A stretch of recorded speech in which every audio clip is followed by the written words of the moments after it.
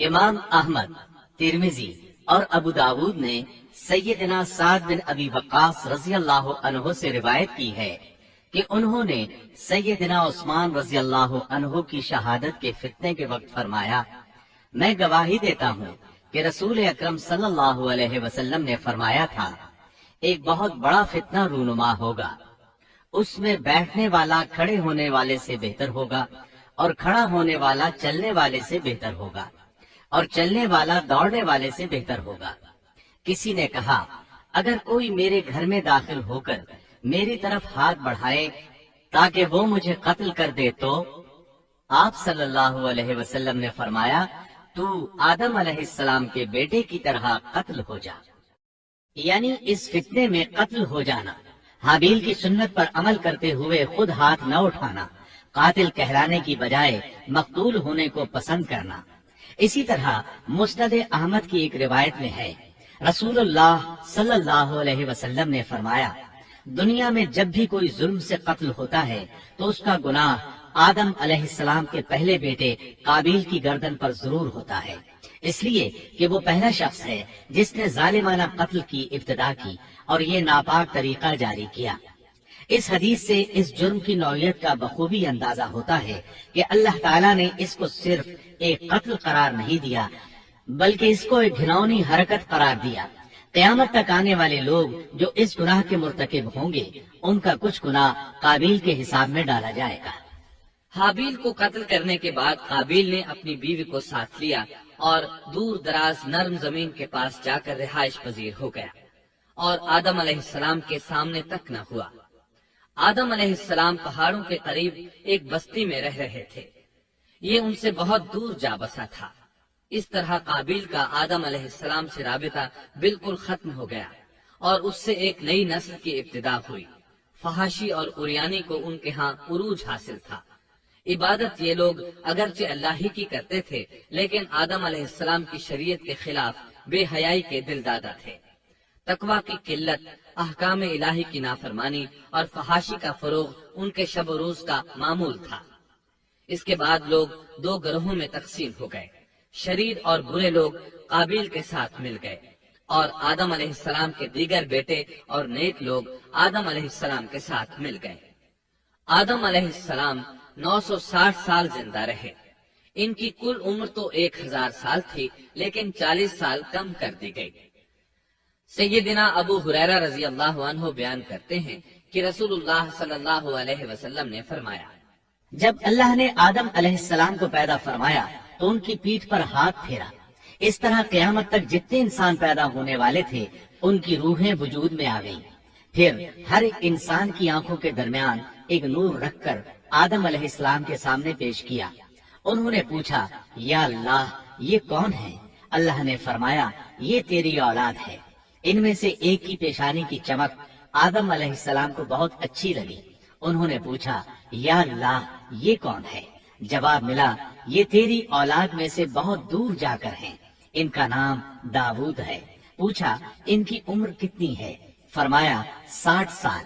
آدم علیہ السلام کہنے لگے، یا اللہ 40 سال میری عمر میں سے ان کی عمر میں شامل کر دے۔ اس سلسلے میں دوسری روایت یوں آئی ہے، جب آدم علیہ السلام کی روح قبض کرنے کے لیے فرشتہ آیا تو وہ کہنے لگے، میری عمر میں تو ابھی 40 سال باقی ہیں۔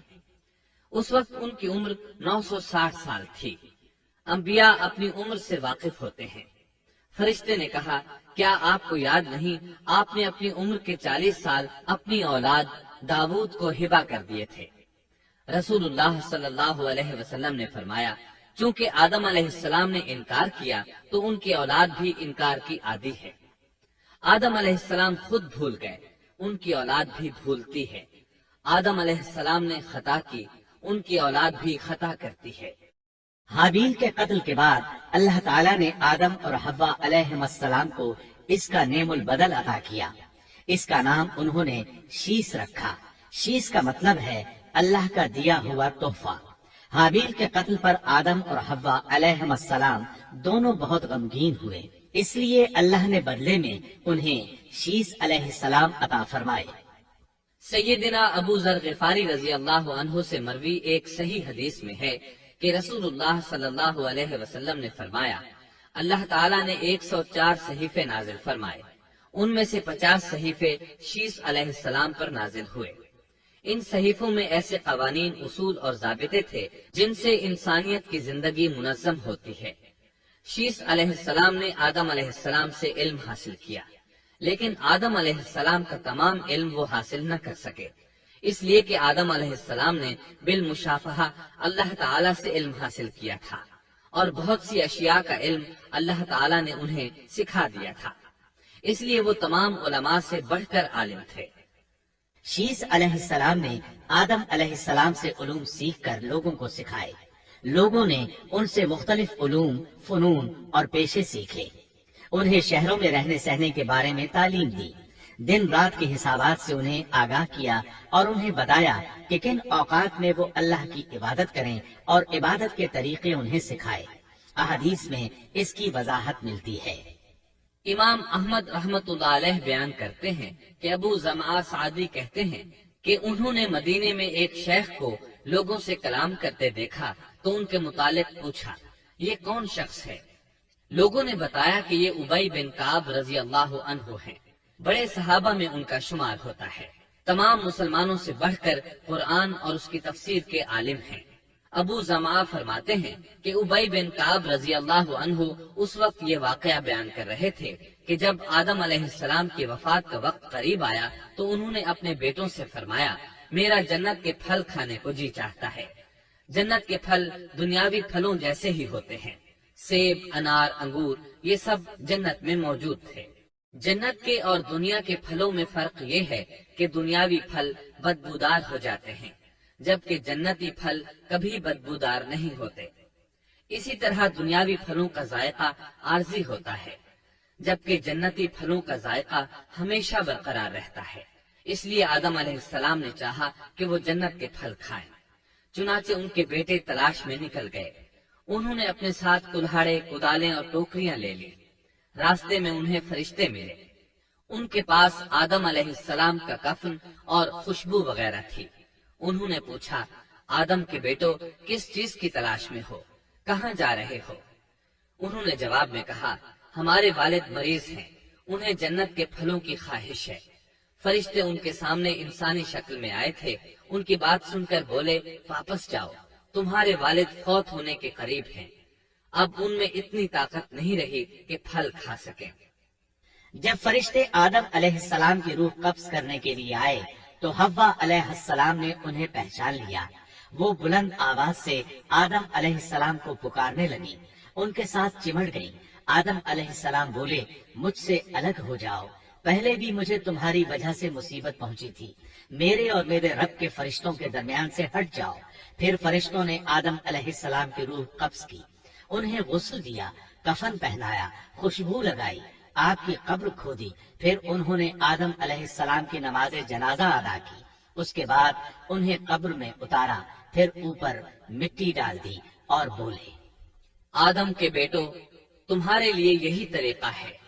اس وقت تک لوگ کفن دفن کے احکامات سے واقف نہیں تھے، انہیں علم نہ تھا کہ قابیل نے اپنے بھائی کو کیسے دفن کیا تھا، اس لیے فرشتوں کو بھیجا گیا تاکہ تدفین کا طریقہ بتا دیں۔ تو اس طرح انسان کو دفن کرنے کا طریقہ معلوم ہوا جو فرشتے لے کر آئے تھے۔ آدم علیہ السلام نے اپنی 960 سال کی مکمل زندگی میں سوائے اس درخت کا پھل کھانے کے اور کوئی خطا نہیں کی۔ یہ تھا ہمارے باپ سیدنا آدم علیہ السلام کا اسوہ اور سیرت طیبہ کا حال۔ آپ کی وفات کے 1 سال بعد حوا علیہ السلام بھی وفات پا گئیں۔ آدم علیہ السلام کی وفات کے بعد ان کے بیٹے شیس علیہ السلام نے ان کی ذمہ داریاں سنبھال لی۔ اب تبلیغ کا کام انہیں کرنا تھا۔ ادھر قابیل جو نرم زمین میں جا آباد ہوا تھا، اس کی اولاد نے فتنہ و فساد اور سرکشی کی زندگی اختیار کی۔ انہوں نے قتل و غارت گری کا بازار گرم کر دیا۔ یہ لوگ آدم علیہ السلام کی قوم کے پاس سے گزرتے تو وہاں بھی فساد مچاتے۔ ابن عباس رضی اللہ عنہما سورۃ الاحزاب آیت 33 کی تفسیر کرتے ہوئے فرماتے ہیں، وَلَا تَبَرَّجْنَ تَبَرُّجَ الْجَاهِلِيَّةِ الْأُولَى पुराने जमाने की जाहिलियत की तरह अपने बनाव का इजहार ना किया करो। उस वक्त दो नस्लें आबाद थीं, एक पहाड़ पर और दूसरी नरम जमीन पर। पहाड़ों के मर्द खुश शक्ल थे, औरतें स्याह फाम थीं, जबकि जमीन वालों की औरतें खूबसूरत थीं और मर्दों के रंग सांवले थे। अब इब्लीस ने अपना काम शुरू किया। वो इंसानी शक्ल में नरम जमीन वालों के पास आया और एक शख्स का गुलाम बनकर रहने लगा। फिर उसने बांसुरी शक्ल की एक चीज ईजाद की और उसको बजाने लगा। लोग उस आवाज पर लट्टू हो गए, उसके गिर्द भीड़ लगाकर सुनने लगे। फिर एक दिन मेले का मुकर्रर हो गया, उसमें हजार मर्द और औरतें जमा होने लगे। इत्तेफाक से वहां एक दिन एक पहाड़ी आदमी भी आ गया। उसने मैदानी औरतों के हुस्न जमाल को देखा। उसने अपने कबीले वालों से उनके हुस्न जमाल का जिक्र किया। अब वहां के लोग कसरत से मैदानी इलाके में आने लगे। इस तरह आहिस्ता आहिस्ता मर्दों और औरतों में इख्तिलात बढ़ा। बदकारी और जिनाकारी आम हुई, जबकि ये सब काम शीस अलैहिस्सलाम की शरीयत में हराम थे। ये सब बयान करने के बाद इब्ने अब्बास रजी अल्लाह अन्हुमा कहते हैं, अल्लाह ताला के कौल ولا تبرجن تبرج الجاهلية الأولى की यही तफसीर है और कदीम जाहिलियत से यही मुराद है, क्योंकि उन लोगों ने जमीन में एक अजीम फसाद और इंतशार बर्पा कर रखा था। शीस अलैहिस्सलाम अपनी कौम के लोगों को समझाते रहे कि वो इन शरीर और फसादी लोगों के साथ मेल जोल न रखें, लेकिन शैतान मुसलसल उन्हें वरगलाता रहा, यहाँ तक कि शीस अलैहिस्सलाम के साथ बहुत थोड़े लोग रह गए और काबिल की कौम में बहुत इजाफा हो गया। लोग यूं ही जिंदगी बसर करते रहे, यहाँ तक कि अल्लाह ताला ने उनमें इदरीस अलैहिस्सलाम को मबूस फरमाया। चुनाचे अब हम आपको इदरीस अलैहिस्सलाम के बारे में बताते हैं। एक हदीस में है कि आदम और शीस अलैहिस्सलाम के बाद इदरीस अलैहिस्सलाम पहले नबी हैं। एक दूसरी हदीस में है कि इदरीस अलैहिस्सलाम पहले नबी हैं जिन्होंने कलम के जरिए लिखा और लोगों को किताबत सिखाई। हाफिज इब्ने कसीर ने उनका हुलिया कुछ यूं बयान किया है, पूरा कदो कामत, खूबसूरत, खूब रू, घनी दाढ़ी, उम्दा औसाफ के मालिक, चौड़े कंधे, मजबूत हड्डियां, दुबले पतले, सुरमगी चमकदार आंखें, गुफ्तगू बावकार, खामोशी पसंद, संजीदा और मतीन, चलते हुए नजर नीची, इंतहाई फिक्र खौज के आदि, गुस्से के वक्त सख्त गजबनाक, बातें करने में शहादत की उंगली से बार बार इशारा करने के आदि। इदरीस अलैहिस्सलाम शीस अलैहिस्सलाम की शरीयत पर अमल पैरा रहे। चूंकि इदरीस अलैहिस्सलाम रसूल भी थे, इसलिए अल्लाह की तरफ से मुस्तकिल उन पर शरीयत नाजिल हुई, जिसकी तशरीह व तफसीर करके लोगों को अहकाम इलाही से आगाह फरमाते।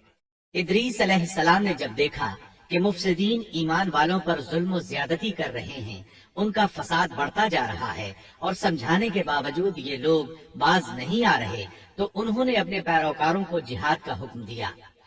इदरीस अलैहिस्सलाम पहले शख्स हैं जिन्होंने अल्लाह के रास्ते में जिहाद किया, गनीमतें हासिल की और दुश्मनों को कैदी बनाया, लेकिन गनीमतें और कैदी उनके लिए हलाल नहीं थे। रसूलुल्लाह सल्लल्लाहु अलैहि वसल्लम पहले रसूल हैं जिनके लिए गनीमतें हलाल की गईं, लेकिन ये बात यकीनी है कि जिहाद सबसे पहले इदरीस अलैहिस्सलाम ने किया। उन्होंने जिहाद के लिए सबसे पहले एक लश्कर तैयार किया, फिर उस लश्कर को दो हिस्सों में तकसीम किया। एक हिस्सा प्यादों पर मुश्तमिल था, दूसरा सवारों पर। चुनाचे भरपूर तैयारी के बाद इदरीस अलैहिस्सलाम ने काबिल की कौम पर चढ़ाई कर दी। हक व बातिल के दरमियान जबरदस्त मार्के हुए। आखिरकार इदरीस अलैहिस्सलाम ने उन्हें घुटने टेकने पर मजबूर कर दिया। उनका बहुत सा माल व असबाब लूट लिया और लोगों को कैदी बना लिया। अल्लाह ताला ने इन तमाम बातों का जिक्र नहीं फरमाया, बल्कि अल्लाह ने उनकी सीरत के बारे में अपनी किताब कुरान मजीद में इशारतन जिक्र फरमाया है।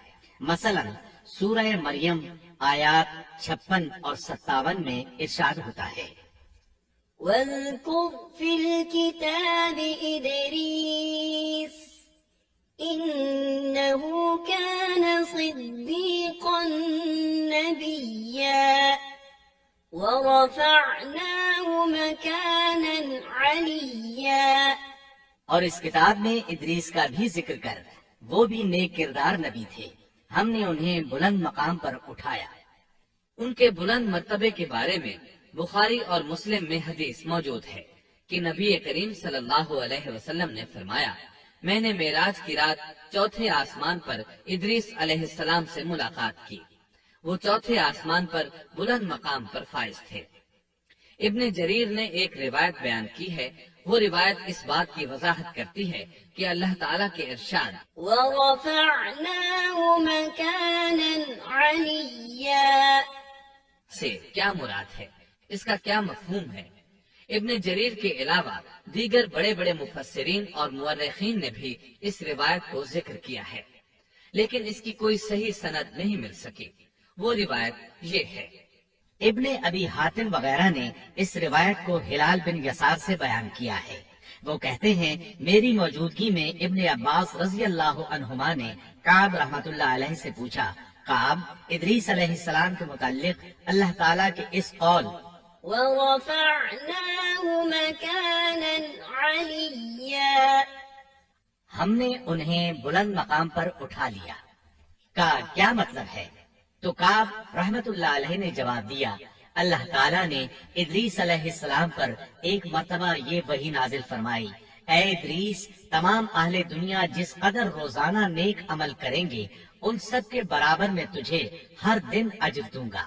ادریس علیہ السلام نے یہ سنا تو انہیں خواہش محسوس ہوئی کہ میرے اعمال میں روز افزوں اضافہ ہو، اس لیے عمر کا حصہ طویل ہو جائے تو اچھا ہے۔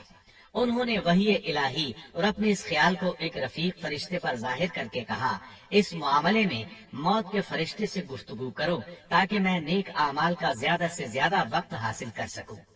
اس فرشتے نے جب یہ سنا تو ادریس علیہ السلام کو اپنے بازوؤں پر بٹھا کر لے اڑا۔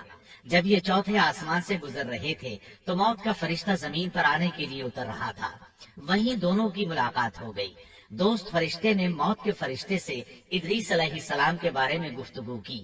موت کے فرشتے نے دریافت کیا، ادریس علیہ السلام کہاں ہیں؟ اس نے کہا، میری پشت پر۔ موت کا فرشتہ کہنے لگا، مجھے اللہ کی طرف سے یہ حکم ملا ہے کہ چوتھے آسمان پر ادریس علیہ السلام کی روح قبض کرو، اس لیے میں سخت حیرت میں تھا کہ یہ کیسے ممکن ہے، ادریس علیہ السلام تو زمین پر ہیں۔ چنانچہ موت کا فرشتہ ادریس علیہ السلام کے پاس آیا، ان سے اجازت طلب کی اور ان کی روح قبض کر لی۔ انبیاء کو یہ امتیاز حاصل ہے کہ فرشتہ ان کی اجازت کے بغیر ان کی روح قبض نہیں کر سکتا، اور رسول اللہ صلی اللہ علیہ وسلم کو تو یہ اختیار دیا گیا کہ آپ دنیا میں مزید رہنا پسند کریں تو رہ سکتے ہیں، یا پھر رفیق اعلیٰ کی رفاقت کو پسند کر لیں۔ آپ نے رفیق اعلیٰ کی رفاقت کو پسند فرمایا۔ اس طرح ادریس علیہ السلام کی روح چوتھے آسمان پر قبض کی گئی۔ انہیں بھی عیسیٰ علیہ السلام کی طرح آسمان پر اٹھایا گیا، فرق یہ ہے کہ عیسیٰ علیہ السلام کی روح قبض نہیں کی گئی۔ یہ واقعہ نقل کر کے کعب رحمت اللہ علیہ فرماتے ہیں کہ اللہ تعالیٰ کے ارشاد ورفعناه مكانا عليا کی تفسیر یہی ہے، لیکن درست بات یہ ہے کہ یہ اسرائیلی روایت ہے۔ ادریس علیہ السلام کی وفات ہو گئی تو لوگ فساد میں اور بڑھ گئے، ان میں شر پھیل گیا، تاہم وہ توحید پر قائم رہے۔ بت پرستی کا ان میں کوئی شعور نہیں تھا۔ لوگ آدم علیہ السلام کی وفات کے 1000 سال بعد تک توحید پر قائم رہے۔ ان میں فسق و فجور ضرور تھا لیکن شرک نہیں تھا۔ اللہ تعالیٰ کے اس ارشاد كان الناس أمة واحدة دراصل لوگ ایک ہی امت تھے کا یہی مطلب ہے۔